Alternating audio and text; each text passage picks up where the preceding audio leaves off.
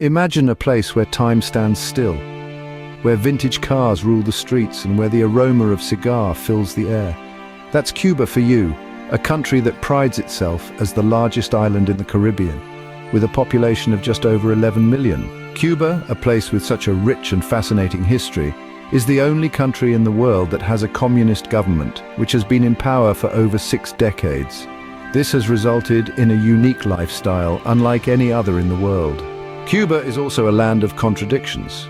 It's a place where you can find some of the world's best cigars, yet the average Cuban can't afford to buy them. It's a country where the literacy rate is 99.8%, one of the highest in the world, but where access to the internet remains limited and highly controlled. Now here's a fact that might surprise you. Cuba holds the record for the highest doctor-to-patient ratio in the world. With one doctor for every 155 people, healthcare in Cuba is not just free, but also highly personalized.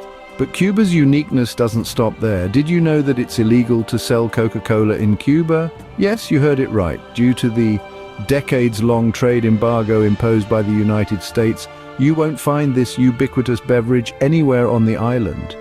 And here's something for the music lovers. The Buena Vista Social Club, an ensemble of Cuban musicians, brought Cuban music to the world stage in the late 90s. Their album sold more than 8 million copies worldwide, proving that music knows no boundaries.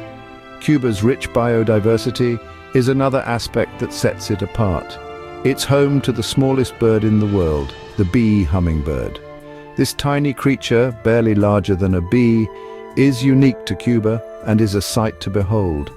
In Cuba, baseball is more than just a game. It's a way of life.